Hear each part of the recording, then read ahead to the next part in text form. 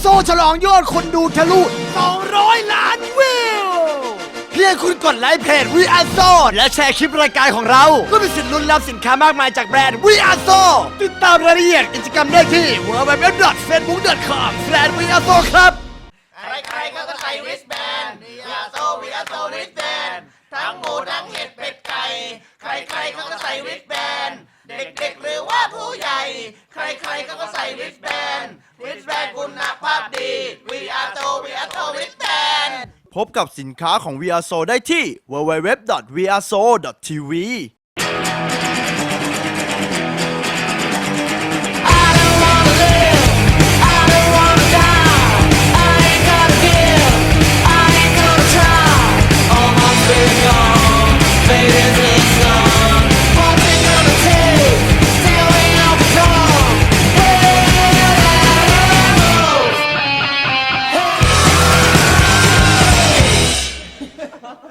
คำเตือนโปรดกดพอดและอ่านก่อนครับผมซิดพรีเซนต์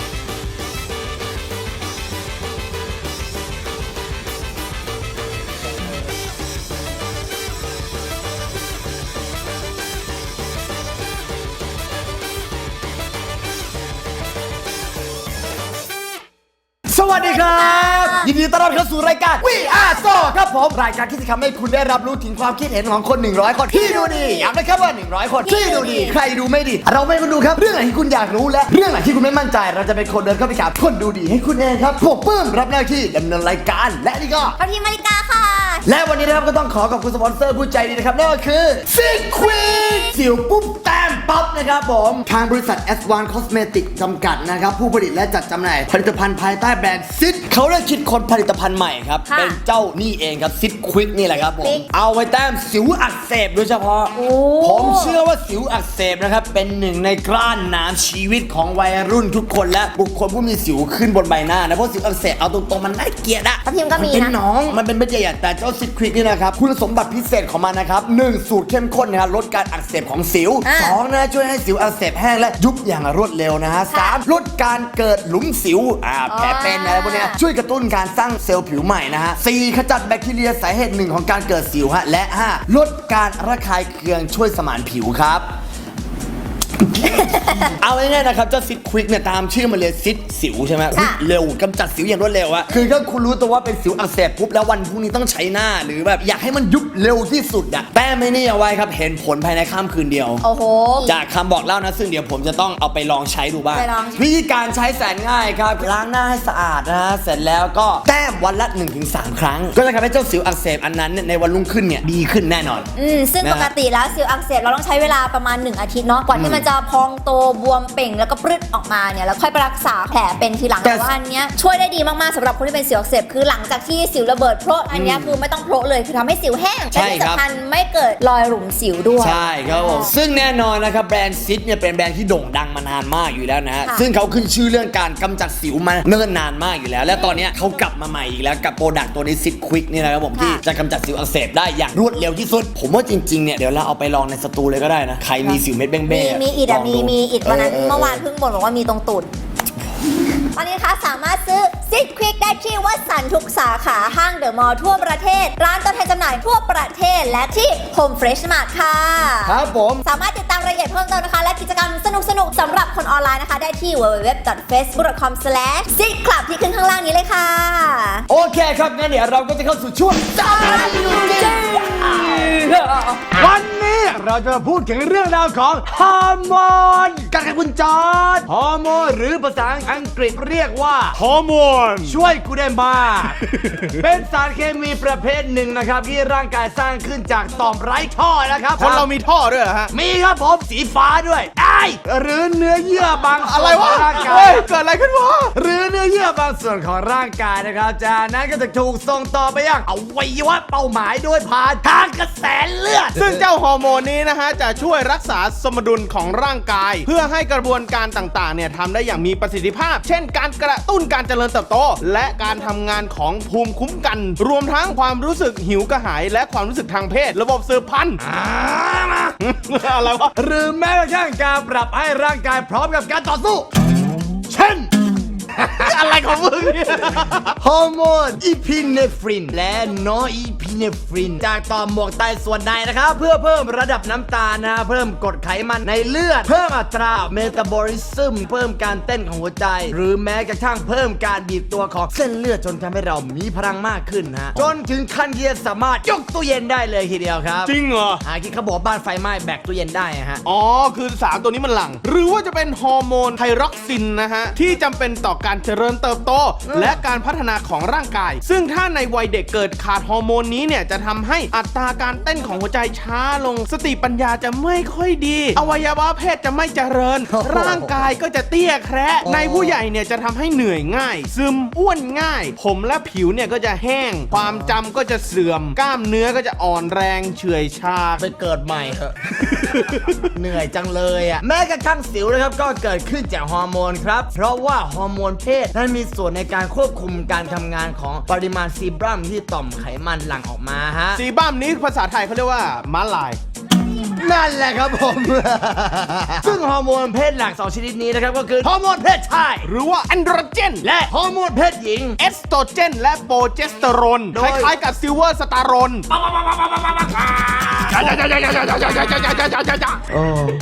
โดยที่ฮอร์โมนเพศชายนะครับจะกระตุ้นให้ต่อมไขมันเร่งการผลิตซีบรัมนะฮะ ไม่ใช่ซีบ้า นั่นม้าลาย แต่ฮอร์โมนเพศหญิงนะครับจะทำการยับยั้งการผลิตจึงจะพบได้ว่า โดยทั่วไปแล้วเนี่ยผู้หญิงเป็นสิวรุนแรงน้อยกว่าผู้ชายฮะด้วยเหตุผลนี้เอง อ๋อ ดังนั้นนะฮะ ฮอร์โมนเพศชายแอนโดรเจนเนี่ย จึงมีบทบาทสำคัญต่อการเกิดสิวแน่นอน เพราะพบว่าในผู้ชายที่ถูกตอนเนี่ย โอ้ พวกขันทีเนี่ย จะไม่ค่อยเกิดสิวครับ ก็คือถ้าอยากหน้าใสก็ตัดกัน เพราะฉะนั้นการไม่อยากมีสิวเราก็ต้องไปตอนกันครับคุณจอ อ๋อ ร์จ ไปตอนกระดาษนะฮะ ใช้ยางง่ายกว่าไหมถึงขั้นตัดเลยเหรอใช้ยางกันดีกว่านะฮะ ครับผม โอเคครับผมงั้นเดี๋ยวเราก็จะเข้าสู่หัวข้อในวันนี้กันนะครับผม ค่ะ หัวข้อในวันนี้เนี่ยผมอยากจะบอกว่าเป็นประเด็นที่เป็นข่าวใหญ่นะ เป็นประเด็นที่เราเล่นกับข่าวหนึ่งที่เป็น Talk of the Town ฮะซึ่งเป็นข่าวช็อกอยู่นะ ผมอ่านข่าวนี้ครั้งแรกเนี่ยผมช็อกเพราะฉะนั้นหัวข้อในวันเนี้ยเป็นหัวข้อที่เกี่ยวกับข่าวนี้ และจะเป็นเรื่องอะไรเราไปชมกันเลยครับ หัวข้อในวันนี้ ถ้าคุณโดนผู้ชายทำอนาจารในที่สาธารณะด้วยการช่วยตัวเองพุ่งใส่คุณตามที่มีในข่าว คุณจะทำยังไงระหว่าง กรี๊ดร้องเรียกให้คนอื่นช่วยค่ะ หรือ สิวสิดเรื่องแค่เนี้ยเจ๊จัดการเอง พระอะไรเล่นไพ่ได้ พระศึกแล้ว พระผู้เป็นเจ้า พระอะไรช่วยทัน ไม่รู้ครับ พระรอดพระอะไรช่วยไม่ทัน พระไม่รอด พระร่วง พระอะไรไม่มั่นใจ พระเนิร์ด พระสิวะพระอะไรอร่อย พยายามทำดีที่สุดแล้ว พระโล พระอะไรกินเนม พระไม่ดี ซาป๊อกเก้าเนมแต่ พระอะไรเป็น เจ็บนะเนี่ย พระอะไรมองไม่เห็น พระตาบอด พระปิดตา พระอะไรมองไม่เห็น พระปิดตา พระแอบ พระอะไรมองไม่เห็นนะ พระแอบ พระหลง ฉันคิดนะ พระอะไรมองไม่เห็น พระแอบ พระไม่อยู่ พระอะไรมองไม่เห็น พระอยู่ในที่มืดไอ้ อ่ะ บอก พระอะไรมองไม่เห็น พระหลง ถูก พระอะไรดังมาก พระวางระเบิด พระแพง พระอะไรอร่อย พระแดง เดี๋ยวกูเล่นมาโลไปแล้วนะกูยอมมาแล้วพระอะไรไม่อร่อย พะโล้เพราะว่าไม่ชอบ พระแนงบูดไอ้สัสแล้วพระอะไรหมดแล้ว พระแดงอร่อย พระแนงหมด แล้วพระอะไรไม่หมด พระแดงบูด พระแนงเติมใหม่ไอ้สัส กูขาดทุนนะเนี่ย พระอะไรเผ็ด พระแดงใส่พริกเยอะ พระอะไรไม่เผ็ด พระแดงใส่พริกน้อย พระอะไรกลาง พระแดงใส่พริก ๆเดี๋ยวมึงแม่งเอาหมดเลยใช่ไหม พระอะไรหวาน พระแนงใส่น้ำตาล กูจะตอบพะโล้ใส่น้ำตาลเยอะถ้าอะไรไม่หวาน พะแนงติดเค็ม พะโล้ลืมใส่น้ำตาล มึงก็มุกอยู่แค่เนี้ยเนาะไม่ไปไหนไม่คิดเอาอย่างอื่นได้ไง อยากตีมั้ง พาอะไร10 บาท แล้วค่อยพอ พะแนงถุง บ้านกู30แล้วครับ พาอะไร30 ปลาแดงถูก พะแนงถุงที่ บ้านกู35แล้วครับ ก็ไม่รู้บ้านกูขายถูกเหรอกูทำเอง เอาละครับ ตอนนี้เราอยู่กันที่ VRSO New Studio ครับ เราไปดูกันดีกว่าว่าพี่เปื้องและพี่ทัพทีมจะถามอะไรที่เซ็นทรัลเวิลด์ครับ ไปดูกันเลยเฮ้ยสวยว่ะนี่ ถ้าเผื่อว่าคุณโดนทำอนาจารกลางที่สาธารณะคุณจะทำยังไงฮะระหว่างเฮ้ยฉันต้องกรี๊ดให้คนอื่นมาช่วยฉันสิหรือว่าไม่เป็นไรเรื่องแค่นี้สิวๆซิดๆเจ๊จัดการเองได้ กรีดเลยค่ะเหมือนในคลิปอะค่ะที่เพิ่งมีเขาตบเลยอะต่อยเลย โอ้ ใช่ ไม่ต้องสาธิตให้สาธิต อย่าเลยครับตัวก็ไม่ได้โตเลย หนักๆเลย หนักๆเลย โอ้โหให้พูดกับไอ้เจ้าบ้าเนี่ยได้3 พยางค์จะพูดว่าอะไรครับ ไปตายซะ เดี๋ยวเจ๊จัดเอง ไม่เป็นไร เดี๋ยวคนอื่นเขาเดือดร้อน จัดการยังไงคะ แค่เนี้ยเหรอโอ้แล้วก็เงียบๆเป็นผู้ดีนิดนึงอยู่แค่นั้นแหละพอแล้วอะไร แล้วดูไหม ก็เดี๋ยวนิดนึงนะเดี๋ยวคิดอีกที แล้วข้อ 2 ค่ะ ข้อ2 ก็ คือ ดูไม่ก็ดู จะดู ไม่ก็แบบชี้ว่าแบบเอ้ยเล็กแบบนิ้วก้อยอะไรอย่างเงี้ย ถ้าเขาเป็นคนภูมิใจในความเล็กอะฮะ ก็ปล่อยเขาชิคกระด้าวกับอันเล็กๆต่อไป 3 พยางค์ แค่เนี้ย พัฒนา ก็จริงๆ ตอนแรกก็ต้องตกใจแต่แบบเฮ้ยเล็กแค่นี้ยังมาโชว์ดิ ถ้ามันไม่เล็กอะครับ ถ้ามันไม่โอ้มีหน้าล่ะคุณถึงอยากโชว์เพราะมันใหญ่นี่เองขอบคุณนะคะอะไรอย่างเงี้ย น่าจะเรียกให้คนอื่นมาช่วยอะช่วยเอาอีกคนนั้นไปไกลๆหน่อย 3 พยางค์ เยอะไปปะ thank you เลยกัน ไม่ถึง thank ไม่ you ถึง ต้อง3 พยางค์ ก็ VR so ละกันค่ะ จัดการเองค่ะหันไปบอกเขาว่าขอบคุณนะที่กล้ามากคือคงสวยพอทำให้เขามีอารมณ์ได้อะ เราแค่เกิดคุณพูดอะไรเขาเสร็จแล้วเขากลับชอบมากกว่าเดิมแบบเฮ้ยดีใจว่ะเฮ้ยเขาสนใจว่ะ ต่อยสักทีจะได้หายบ้า 3 พยางค์ กล้าดีเนาะ ไปจัดการ ไปจัดการ จะกันยังไง ไปตบเลยอะค่ะ ยืนมองผู้ชายคนนั้นแล้วบอกว่านี่ได้แค่นี้เหรอคะกลับบ้านไปกินนมก่อนไหมจะได้โตกว่านี้ สมมุติว่าออกมาแล้วมันไม่ได้แค่นั้นนะ ใช้ได้ ยืนแบบ ยืนจัง ก็ยืนดูอะค่ะเฉย 3 พยางค์ รักนะจุ๊บ ๆขอบคุณมาก ๆขอบคุณแม่แล้วแบบมีอย่างนี้ด้วยนะ เรียกคนอื่นแต่เรียกคนอื่นมาช่วยกันดูคนนั้นอะ หยิบมือถือขึ้นมาแล้วก็เปิดอินสตาแกรมถ่าย โอ้โห ให้คนอื่นมาช่วย แต่ว่าอย่างแรกเอาปอฟาดแม่งก่อนเลย ผมว่าอันเนี้ยเจ๊เคลียร์เองได้ คงเรียกให้คนอื่นมาช่วยเหมือนกัน ช่วยประกันออกไปหรือใครที่ชอบดูก็มาดูแทน 3 พยางค์ บ้าปะวะ เล็กจุงเบย โชว์นานๆ จัดการเองคือเดินหนีเลย แล้วแค่มาโดนตามเลยนั่นเป็นอะไรที่น่าเกลียดมากอะ จัดการเองเหมือนกัน จัดการเองยังไงดี จะจับมือเขาค่ะ แล้วก็ลากไปหารปภเลยค่ะ เอ้า สาธิต ไม่สาธิตแล้ว ก็หยิบโทรศัพท์ออกมาถ่ายคลิปเลย แล้วก็ถามด้วยว่า Facebook เขาอะ อะไรเดี๋ยวแท็กไปให้ ใช่ถ่ายไว้ก็คงเรียกให้คนอื่นมาดูด้วยกันเลยค่ะ มาดูด้วยกัน 3 พยางค์ ได้แค่เนี้ยเล็กมากอะต้องซูมไหมก็เฉยๆอะค่ะ หรือไม่ก็ถามว่ามีอะไรให้ช่วยไหมคะ อยู่เฉยๆดีกว่า เคยเจอเหมือนกันครั้งหนึ่ง เฮ้ยแล้วครับ ข อยู่ อ ตรงสี่แยกกล้วยน้ำไทยเขามาข้างๆรถเลย แล้ว อยู่ ทำ บ ไง นมอเตอร์ไซค์แล้วเขาก็ทำของเขาไปไอ้เราก็อยู่กับเพื่อนแล้วก็เฮ้ยไลน์หาเพื่อนในกลุ่มว่าเฮ้ยเจออะไรมาอะไร ถ่ายคลิปไปไหมถ่ายคลิปไปไหม ไม่ถ่ายคงจัดการเองค่ะ จัดการเองค่ะ ให้คนอื่นช่วยดีกว่า ให้คนอื่นช่วย บอกคนอื่นว่าโรคจิตอะไรอย่างเงี้ย เขาทำอะไร หน้าด่าคนอื่น เฮ้ย ไอ้โรคจิต 3 พยางค์ เฉยๆอ่ะเฮ้ยไหวปะ แค่นี้เหรอ สิวมาก บ้าที่สุดอ่ะ ร้ายที่สุดเนี่ย ๆเรียกให้คนช่วยเรื่องแค่นี้สิวๆจัดการเองได้ แหม เรียกคนอื่นไปมันไม่มีใครมาช่วยอยู่แล้ว สังคมไทยมันเป็นแบบนี้จริง อ๋อ 3 พยางค์ อีโรคจิตไปตายซะ ๆ จัดการเองได้ค่ะ จัดการเองเหมือนกันนะ จัดการเอง แรงหน่อยเตะเลย เตะเลยสาธิตการเตะให้ดูหน่อยฮะไม่ข้างนู้นนะเฮ้ยเห็นไหมล่ะ 3 พยางค์ครับ มึงเล็กมากค่ะ รอให้คนช่วยอะค่ะ แจ้งตำรวจไปเลยบอกมันโรคจิต อ๋ อ่ะ อโรคจิต ก็ยืนจ้องไปเรื่อยๆค่ะ ถ้าเป็นแฟนก็ช่วยรอเล่น จริงๆ ก็ถ้ามันโดนใส่เสื้อเราก็กระทืบมันให้ตายค่ะ แล้วถ้ามันไม่โดนเสื้อเราอะครับ ให้มันเลีย เดินห่างมาก้าวหนึ่งค่ะ แล้วก็มองค่ะ มองยังไงครับฮึบนี่3 พยางค์ ไปตายซะ เลียออกไปค่ะ เรื่องสิวๆค่ะเล็กไปด้วยคันเนี้ยแม่บอกเขาไปสิเขาว่าของหนูใหญ่กว่า 3 พยางค์ ไปตายเลย เล็กกระติ๋วค่ะ ตะโกนลั่นเลยค่ะ แม่งทุเรศมาก ตะโกนว่าอะไรครับ ไอ้เหี้ยเอ้ย เอาเลยจัดการเองเลยชี้จุดแบบคนจีนปะชี้จุดเล่นกันปะ 3 พยางค์ ไอ้เคียเอ้ยห้องตายตะโกนสิคะเรื่องอย่างนี้ก็ไม่ไหวว่าเคลียร์เองไม่ได้แล้วถ้าทำขนาดนี้แล้วเฮ้ยมันไม่ใช่นะบน BTS ที่สาธารณะห้องน้ำไปอะไรวะนี้ จะตะโกนว่าอะไรฮะ ไปเข้าห้องน้ำไปอะไรวะนี้ด่ามันเฮ้ยทำเหี้ยอะไรเนี่ยผับแม่เลย โอ้โหไม่ต้องถามต่อเลย ก็สกีนะคะสกีบอกวายแค่นี้เองหรอจิบเอาแบบผสมกันได้ปะกีเราเรียกคนอื่นมาดูอย่างเงี้ยแบบว่าเฮ้ยชอบอ่ะได้มาเลย ชอบด้วย เพื่อนหนูแรงมาก เอาต้องแบบเรียกให้มันอายไงแบบว่าเฮ้ยทำอะไรอะอะไรอย่างเงี้ย ปรากฏว่าเขายิ่งชอบเลย ก็เรียกมาดูให้หมดทั้งขบวนเลยถ้าชอบก็โชว์ 3 พยางค์ อ่อนจังนาย มาดูเร็ว ถึงเวลานั้นจริงๆก็คงเงียบๆดูกันมั้งไม่รู้อะ ไม่ใช่ อะไรนะ ใครจะกล้าตะโกนอะจริงเปล่าถ้าคนอื่นตะโกนก็คงตะโกนแล้วแต่ว่าคนอื่นแบบว่านิ่งๆก็คงนิ่งๆถ้าสมมติคนลูกศิษย์ก็คือคนบ้าถูกไหมล่ะก็คืออย่าไปถือเขาอะไรอย่างงี้ เงียบๆแล้วก็ถ่ายคลิปอวตารเลยต้องเอาให้เห็นไงอยากโชว์นะใช่ป่ะก็โชว์เลยโชว์ให้หมดเลย แล้วไม่กลัวคนอื่นเรามองว่าเราโรคจิตด้วยเหรอ เอาเราก็อย่าเปิดเผยตัวดิ ทุกคนมีความโรคจิตของตัวเอง 3 พยางค์ ตีหน้าแม่ง ได้แค่เนี้ยใหญ่แค่เนี้ย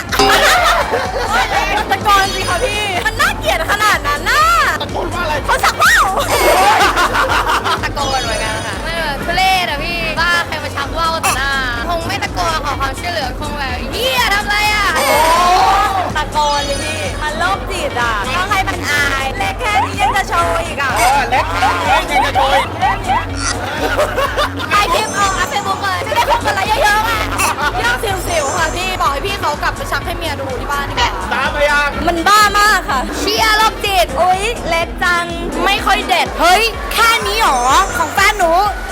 กว่าอีก จัดการเองเช็คเลยใหญ่แค่ไหนชมมาเลยเดี๋ยวดู ปรากฏอันเท่านี้ โอ้ยมันไม่เล็กจังอ่ะโอ้ยให้มันอายไปเลยแค่นี้จะโชว์ทำไมถามหน่อยถ้าใหญ่ก็ดูแบบเงียบๆแบบก็ช่วยเขาก็เสร็จแล้วปะคือถ้าเขาทำคนเดียวอาจจะไม่หนุกใช่ปะก็ไปช่วยเขาทำอาจจะเร็วกว่าปะ แล้วไม่กลัวว่าคนอื่นจะมองว่าเราเป็นพวกโรคจิตด้วยเหรอ ถ้ามองในเรื่องของทางโลกมันก็เป็นเรื่องธรรมดาค่ะคนทั่วไปเขาก็มีอะไรกันอยู่แล้วแต่ว่าเขาก็ไม่ได้มาเปิดเผย ถือว่าช่วยคนบ้า ค่ะใจบุญกรี๊ดแค่นั้นน่ะไม่อยากดูอ่ะกลัว เป็นโรคจิตดิ 3 พยางค์ โคตรเล็กอ่ะเสร็จเลยปะ เสร็จเลยป้า จัดการเองได้ค่ะแก้ปัญหาด้วยตัวเองยืนมองเลยถ้าไม่เลิกก็มองอย่างนั้นไปเรียกเพื่อนมามองด้วยเนี่ยยังไงมองคิดว่าเขาจะเลิกปะล่ะ 3 พยางค์ เสร็จหรือยัง ถามด้วยนะเป็นห่วงเสร็จยัง ชักเลยค่ะ ขออมทีค่ะ สนับสนุนโดยสิทธิ์สิวปุ๊บแต้มปั๊บและนั่นก็เป็นความคิดเห็นของสาวๆดูดี 100 คนนะครับผมงั้นเดี๋ยวเราก็จะเข้าสู่ผลสรุปกันแล้ว ดีค่ะ ผลสรุปจะเป็นยังไง ไปชมกันเลยผลสรุปของใครเวกดีใหญ่กว่าดีดูดี100 คน26 ต่อ 74 ผู้ชนะคือ ไหนขอดูหน่อยสิสิเนี่ยเจ๊จัดการเอง เล็กแค่นี้เหรอคะขอดูหน่อยสิคะ โอ้ เชื่อว่า เจ๊ลุยเองชนะเนาะ ใช่ผู้หญิงสมัยนี้นะเปลี่ยนไปแล้ว สาวเดี๋ยวนี้ไม่ต้องพึ่งใครแล้วไม่ต้องพึ่งให้ใครช่วยแล้วช่วยตัวเองได้หมด แต่ว่าท่าที่ช่างนั้นนะไม่ว่าใครชนะเนี่ยก็ไม่ได้สำคัญนะฮะสาเหตุที่เราทำเกมนี้ออกมาเนี่ยเพราะว่าเรื่องข่าวที่ว่ามีคนหนึ่งเนี่ยไปช่วยตัวเองใส่สุภาพสตรีท่านหนึ่งเนี่ยมันเป็นข่าวให้ผมอ่านแล้วผมแอบช็อกนะว่าแบบเฮ้ยมีคนทำอย่างนั้นด้วยเหรอนั่นฮาร์ดคอร์มากอ่ะผมก็เลยอยากจะบอกว่าหัวข้อในวันนี้นะเป็นหัวข้อที่ทำออกมาเพื่อให้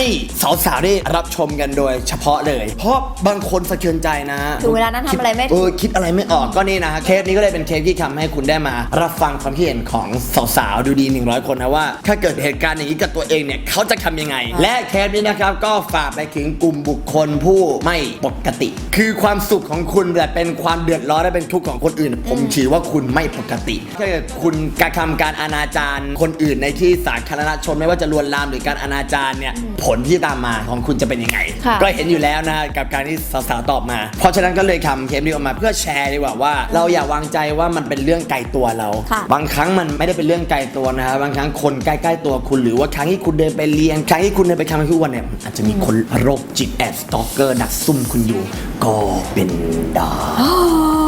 เอาเป็นว่าทำเคสนี้ออกมาเนี่ยเพื่อให้สาวๆทุกท่านระวังตัวกันนะครับผมว่าสังคมของเราเนี่ยมันมีคนอยู่หลากหลายรูปแบบ มันก็ไม่ได้มีแต่คนที่เราคิดว่าเราจะเจอที่เราคิดอยากจะเจอหรือเป็นคนปกติ บางครั้งในสังคมเราก็อาจจะมีคนไม่ปกติ เพราะฉะนั้นเนี่ยระวังตัวยืนอยู่บนความไม่ประมาทนั่นเป็นทางที่ดีที่สุดครับสนับสนุนโดยสิวปุ๊บแต้มปั๊บ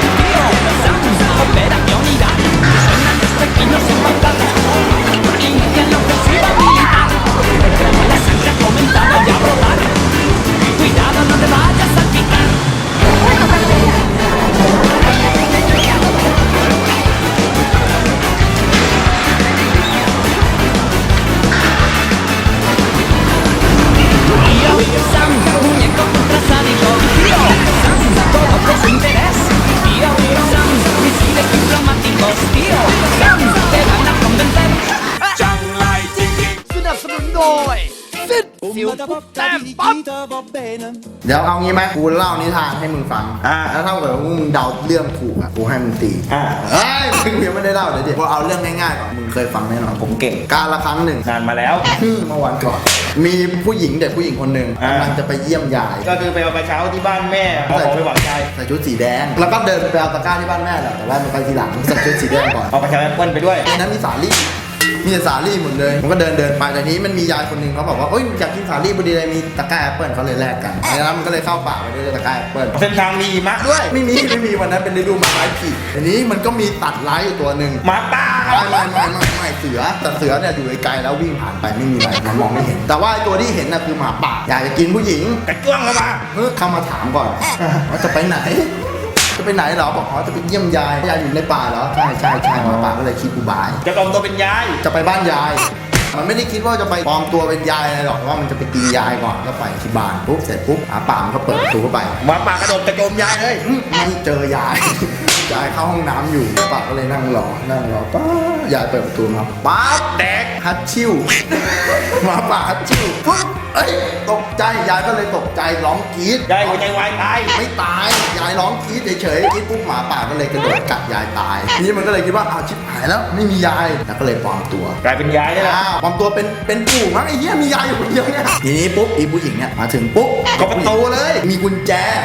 ไอ้แกล้วขึ้นมาอย่างนี้แต่ว่าเจอมุ้งลวดก็เลยกดกิ่มเคาะประตูเรียกยายมาป่าบอกอยู่เสร็จปุ๊บบอกว่าหนูเอาแอปเปิ้ลมาฝากเอกใจก่อนเอกใจปุ๊บเฮ้ยเสียงไม่เห็นเหมือนยายเลยอะไรอย่างเงี้ยป่าบอกอ๋อยายไม่สบายช่างใจอยู่นานก็เลยเอาวะตัดสินใจเปิดประตูเข้าไป เจอหมาป่า เจอยายดิเพราะว่าหมาป่าบอกยายนะยายอยากกินแอปเปิ้ล ก็เลยเดินเข้าไปหันหลังหายายหันหลังหายายแล้วก็กำลังไปเดินหยิบแอปเปิ้ล มึงเอาใหม่เอาใหม่มึงเรียบเรียงใหม่ไอเด็กคนนี้มันเป็นแดนเซอร์มาก่อนมันก็เลยแบบโอเคย่ายวางเสร็จปุ๊บแม่งมูนวอล์กฟ้าหยิบแอปเปิ้ลจ้าเท่านั้นแหละหมาป่าเนี่ย กระโดดกัดคอ หยิบแอปเปิ้ลคือหมาป่าอยากกินแอปเปิ้ลไง มังสวิรัต กินหมดอิ่ม หลับ หลับจูบ แล้วก็หนูน้อยสงสัยว่าเป็นหมาป่าก็เลยถือมีดที่ปอกแอปเปิ้ลแทงจ้วงเข้าไปหาหมาป่า หนูน้อยไม่สงสัยเลยเพราะหมาป่าหลับไปแล้ว โง่เนาะ หนูน้อยแล้วบอกงั้นหนูกลับแล้วนะหนูน้อยก็เลยเดินไปกลับบ้านเรื่องราวก็จบแต่เพียงเท่านี้ แล้วหมาป่าไม่ตายด้วย เฮ้ยไม่ตายอันนี้เรื่องใหม่ สนับสนุนโดย สิทธิ์สิวปุ๊บแต้มปั๊บ นี่เป็นความเห็นของคุณแซนดี้หลังจากใช้ครีมทาสิวซิตเวย์ เพื่อนๆแนะนำมาแล้วเห็นบอกว่าใช้ได้ผลกันหลายคนนะคะแซนดี้ใช้ตั้งหลายเดือนแล้วอะค่ะ ยังไม่ดีขึ้นเลยดูสิคะเนี่ยกุ้มใจมากเลยอะค่ะแทบไม่อยากเจอหน้าเพื่อนเลยอะค่ะ แต่ก็ยังดีนะคะที่มีมูมูคอยปลอบใจนี่เป็นเพียง 5% ที่ไม่หาย ครีมทาสิวซิตเวย์ 95% ของผู้ใช้พึงพอใจมาก นี่ก็ว่าจะเลิกใช้แล้วอะค่ะใช่ไหม นี่คือความเห็นของคุณจอร์จี้หลังจากใช้ครีมทาสิวซิป เพื่อนหลายคนก็แนะนำจอร์จี้ให้ใช้อยู่นะคะ แต่ว่าจอร์จี้ก็ใช้มาหลายเดือนก็ยังไม่เห็นว่ามันจะเป็นผลอะไรเลย สิวก็ยังคงขึ้นมาเรื่อยๆเนี่ยจอร์จี้นะ ไปไหว้อากงอาม่าที่งานโฮงซุยนะญาติก็ไม่ให้จอร์จี้ไหว้อากงอาม่าเพราะว่าญาติบอกว่าหน้าจอร์จี้เหมือนศพไหว้ไปเดี๋ยวก็จะเป็นเสนียดตระกูลเวลาไปเรียนครูก็ไม่ยอมสอนเรากลัวว่าสิวเรามันจะกระเด็นใส่หนังสือของครูแล้วเดี๋ยวมันก็จะลามไปสู่นักเรียนคนอื่นเนี่ยเวลาไปเดินห้างนะก็ไม่มีใครขายของให้เราเพราะว่ากลัวสิวเราก็จะไปเพื่อนของเขาก็จะถีบเราออกมาจากร้านแล้วเราก็จะไปเดินห้างไม่ได้เนี่ยเวลาขอขนมเพื่อนกินนะเพื่อนก็ให้เรามาหมดถุงเลยเราก็ไม่เข้าใจสงสัยเพื่อนคงรังเกียจเรากลัวสิวเรากระเด็นตกลงไปในถุงแล้วคนอื่นเขาก็จะไม่กล้ากินแต่ก็มีเพื่อนหลายๆคนเขาใช้ซิดควิกแล้วเขาบอกว่าเนี่ยหายเลยเราก็ลองใช้แต่ก็ไม่เข้าใจเหมือนกันว่าทำไมมันถึงไม่หายแต่ก็ยังดีนะที่มีเจ้าอิสระคอยปลอบใจอิสระ นี่เป็นเพียง 5% ที่ไม่หาย ครีมทาสิวซิป 95% ของผู้ใช้พึงพอใจมาก ก็ว่าจะเลิกใช้อยู่เหมือนกัน สนับสนุนโดยสิทธิ์สิวปุ๊บแต้มปั๊บและวันนี้นะครับก็ต้องขอขอบคุณสปอนเซอร์ผู้ใจดีอีกครั้งนะครับนั่นก็คือซิทควิกสิวปุ๊บแต้มปั๊บนะครับผมก็อย่างที่ทราบกันนะครับว่าซิทควิกเนี่ยคือสุดยอดเซรั่มที่มีสูตรเข้มข้นที่เอาไว้แต้มสิวอักเสบนะที่จะเห็นผลภายในค่ำคืนเดียวเลยวิธีการใช้ง่ายๆนะครับแค่คุณล้างหน้าให้สะอาดนะครับแล้วก็พยายามหมั่นแต้มวันละ 1-3 ครั้งครับภายในค่ำคืนเดียวรับรองวันรุ่งขึ้นเห็นผลแน่นอน ใส่ปิ้งเลย สิวอักเสบที่เป็นปัญหากวนใจเม็ดเบงๆแบบว่าเด่นสุดๆ ขึ้นกลางจมูกขึ้นกลางหน้าผากหรืออยู่ตรงไหนก็ตามเนี่ยแต้มวันเดียวรับรองเห็นผลได้เลยที่สำคัญนะคะหลังจากแต้มเสร็จแล้วเนี่ยพอสิวยุบก็ไม่มีรอยหลุมสิวเกิดขึ้นอีกด้วยค่ะเพราะว่าซิดเนี่ยตัวแบรนด์เขาดังเรื่องการรักษาสิวอยู่แล้วเพราะฉะนั้นอันนี้ก็เป็นสินค้าตัวใหม่ล่าสุดจากแบรนด์ซิดเลยครับผมก็ไปลองใช้กันดูนะครับสำหรับคนที่มีปัญหาเรื่องสิวอักเสบอยู่นะครับผมตอนนี้ค่ะหาซื้อซิดควิกได้ที่วัดสันทุกสาขาเดอะมอลล์ทุกสาขาโฮมเฟรชมาทุกสาขาและที่ตัวแทนจำหน่ายทั่วประเทศค่ะสามารถติดตามรายละเอียดเพิ่มเติมและกิจกรรมสนุกๆนะคะสำหรับชาวซิดออนไลน์ได้ที่ www.facebook.com/sidclub ค่ะและวันนี้ก็ต้องขอขอบคุณสถานที่ผู้ใจดีนะครับนั่นก็คือเซ็นทรัลเวิลด์สุดยอดห้างกว้างใหญ่ไพศาลที่นั่นนะคะนั่นคือวิท168ปาร์ตี้ที่นี่ไม่มีโลนลี่แน่นอนขอขอบคุณพาร์ทเนอร์ของเรานะครับนั่นก็คือเว็บเด็กดีนะครับผมสุดยอดเว็บที่มีข่าวสารมากมายไกลกองเหมาะกับวัยรุ่นที่ต้องการจะเสพข่าวสารประจำวันนะครับผมและอีกอันนึงก็คือเพจนายแจ็คอินไทยครับผมใครกำลังเครียดอยากเสพมุกตลกก็เข้าไปที่เพจนายแจ็คอินไทยได้เลยครับฟังดนตรีดีๆและมีคุณภาพนะครับได้ที่ทางสหภาพดนตรีครับผมติดตามดูตอนใหม่ๆหรือย้อนหลังของเราได้ทาง www.youtube.com/viasochannel ติดตามเอพิโซดใหม่ๆที่ออนแอร์และข่าวสารเกี่ยวกับ Viaso นะคะได้ที่ www.facebook.com/viasoclub ค่ะหรือแค่เกิดใครที่ติดตั้ง Tuition นะครับสามารถติดตามดูตอนใหม่ๆของ Viaso ได้ทุกวันอังคารเวลา 3:30 ที่ Really TV Tuition 85 ครับสนใจสั่งซื้อสินค้าจากแบรนด์ Viaso นะครับตอนนี้มีเสื้อลายใหม่มีเสื้อแจ็คเก็ต Viaso มีเข็มกัดมีทุกอย่างนะครับสามารถเข้าไปดูได้ที่ www.viaso.tv หรือสั่งซื้อง่ายๆนะครับได้ที่ Instagram Viaso Shop และ Line Viaso Shop จะมีคนตอบและสามารถสั่งซื้อได้เลยเอาละครับถึงเวลาอันเหมาะเมและแสนจะหมดเมงสมควรนะครับตอนต่อไปจะเป็นเรื่องอะไรหัวข้ออะไรกดติดตามได้กับตอนต่อไปของรายการ Viaso วันนี้ขอลาไปก่อนสวัสดีครับ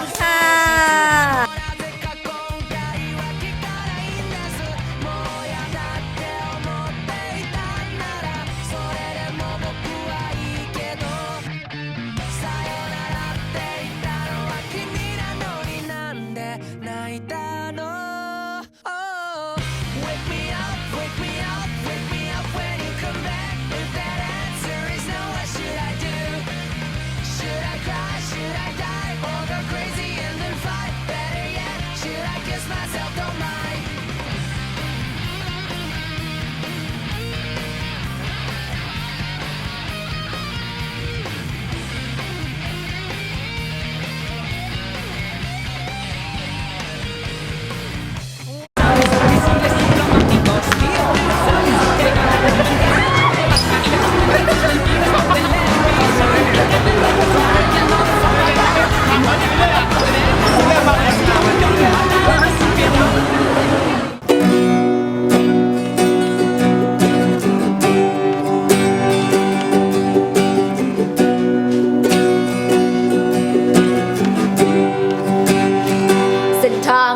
นี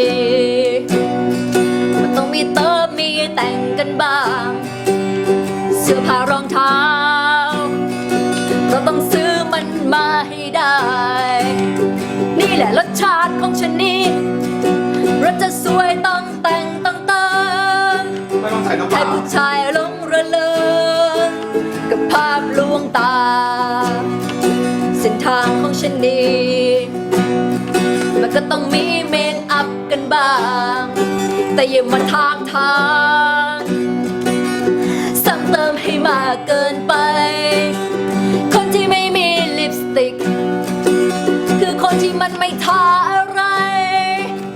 แอบกันแบบอายอย่ามายืนใกล้แฟนกู เดี๋ยวมึงจะรู้ ว่าที่ตื่นแหกขี้ตา อะไรกันนักหนาพอกูแต่งหน้าแม่งว่ากันใหญ่ ชอบให้กูอายไม่ให้เกิดกันเลยหรือไงน้องมูลายไอ้ควายเอ้ยถ้าห้างมันเซลล์กูจะซื้อแม่งให้หนัก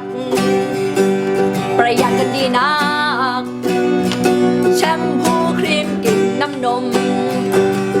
อารมณ์ไม่ค่อยดี เลยแต่งหน้าแบบนี้ เตือนเอาไว้ อย่ามาเธอลึงใส่กูเด้ออย่ามาเธอลึงกับกูปากไว้ดูส้นตีนไก่เถอะอย่าปากไว้ดูส้นตีนซุปเปอร์ไก่เถอะอย่าปากไว้ดักตูดเถอะ ปากไว้ทาลิปสติกเถอะปากไว้ทาลิปมันแม่งเถอะ ปากไว้ดูดส้นตีนไก่เถอะปากไว้ดูดซุปเปอร์ตีนไก่เถอะ แค่นี้แหละ สร้างแลนด์มาร์คเก็บตังค์ไว้ซื้อเพื่อนบ้านมึงเถอะ